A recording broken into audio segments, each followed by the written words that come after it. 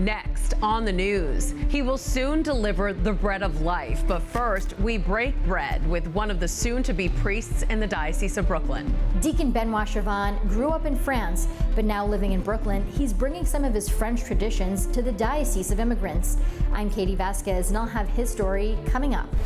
This is Sister Camille Derenzo. For more than 50 years, she's been a steady voice for Sunday radio listeners. Now this nun has signed off for the last time. Pope Leo XIV is planning his summer vacation, the Holy Father taking a few weeks to relax at Castel Gandolfo. Plus, a car on the Spanish Steps, how this Mercedes-Benz ended up on the iconic Rome landmark. I'm Christine Persichetti. Currents News starts right now.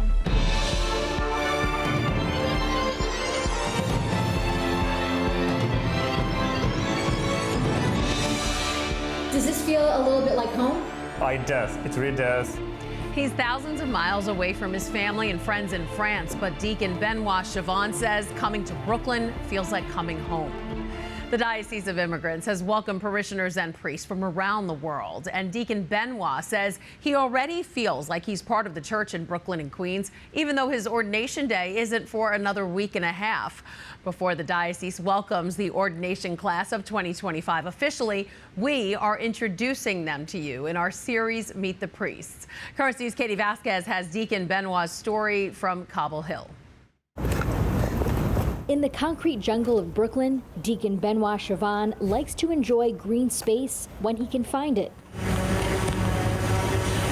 Hiking, jogging, and sports are just some of his hobbies. I like being outdoors. I just enjoy physical activity. I grew up, I think, doing 3-4 hours of sport, maybe more.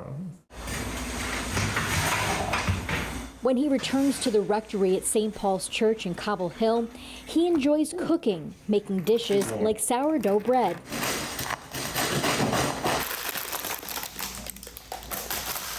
Or French apple tart, staples that remind him of his childhood in France. Does this feel a little bit like home? It does. It really does. We like having food around the table, and above all, to sit all around the table and just spend some time together.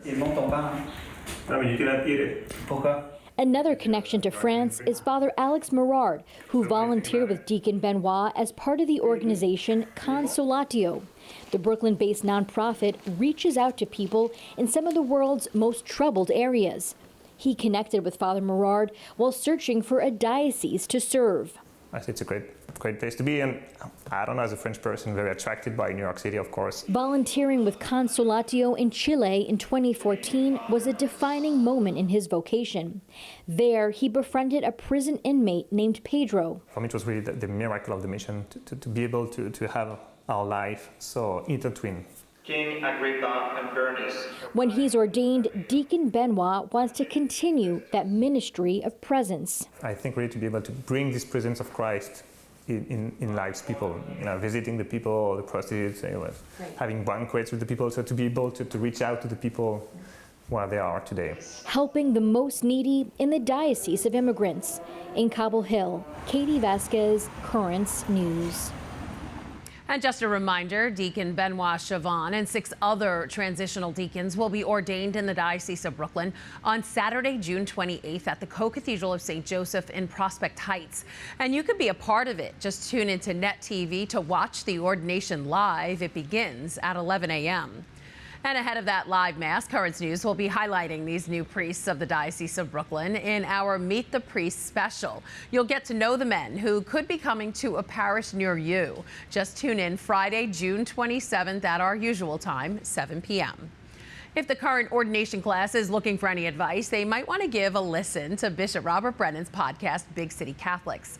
The shepherd of the Diocese of Brooklyn sat down with last year's class, who reflected on their time serving the people of God. My first year as a priest has been a humbling, joyful, and deeply spiritual journey. Every day brings something new, from celebrating Mass to baptizing babies to walking with families through grief and in the funerals. I really have come to see how the priesthood places you at the center of people's lives in their most sacred moments. This first year is full of beautiful experiences, like Randy was saying, in the vast experience that we have with the people, especially in confession, in the celebrating the Eucharist, praying the Eucharistic prayer, is being full of adventures. To hear the full episode, just go to podcast.dioceseofbrooklyn.org. You can also search for Big City Catholics on Spotify and Apple Podcasts. For more than half a century, a Queens nun gave weekly religious reflections on the radio, but she decided it was time to sign off. This is Sister Camille Derenzo. For 52 years, loyal 1010 Wins listeners heard that voice every Sunday morning. Sister Camille Derenzo of the Sisters of Mercy delivered her final commentary on the all-news radio station last month. She never missed a Sunday broadcast in all the time she was there. Sister Camille says it was sad to say goodbye, but she felt the time was right.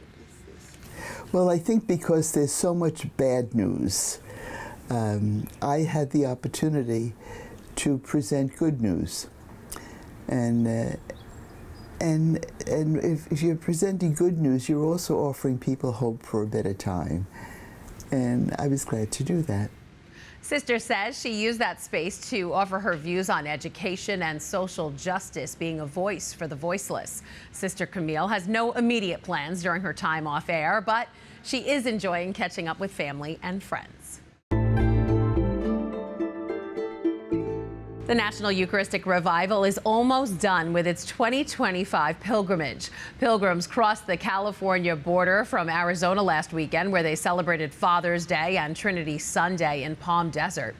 The Golden State marks the last leg of their more than month-long journey, which had faithful traveling more than 3,000 miles across 10 states of the mid and southwest regions of the U.S. They began their journey in Indianapolis, the final destination of last year's pilgrimage, with a Mass of Thanksgiving. And it will end this Sunday, June 22nd, in the Archdiocese of Los Angeles. The final celebration will be a threefold event on the Solemnity of Corpus Christi, which will include a Mass, Eucharistic procession, and festival. To learn more about the pilgrimage and keep up to date on the route, just go to eucharisticpilgrimage.org. Pope Leo XIV will soon be going on his own summer trip. The Holy Father will be traveling to Castel Gandolfo for 2 periods of rest. The first will be for 2 weeks in July. Then Pope Leo will return to the hilltop town near Rome during the weekend of the Feast of the Assumption. Throughout the month of July, all private audiences with the pontiff will be suspended, along with the general audiences, except for the gathering on July 30th. Finally tonight, an early morning commute in Rome turned into a historic and chaotic detour. A man drove his car onto the Spanish Steps at 4 a.m. on Tuesday. The 80-year-old driver told police he was going to work when he made a wrong turn onto the 18th century landmark and got stuck. Police say while he was not injured, he was taken to the hospital where he tested negative for drug and alcohol consumption. The Italian Fire Department, meantime, had to use a crane at the foot of the stairs to remove the gray Mercedes-Benz. The stairs are currently closed to the public. Wow. That is this Currents News Update. I'm Christine Persichetti. Thank you for joining us, because we are putting your faith in the news. Hope to see you again next time.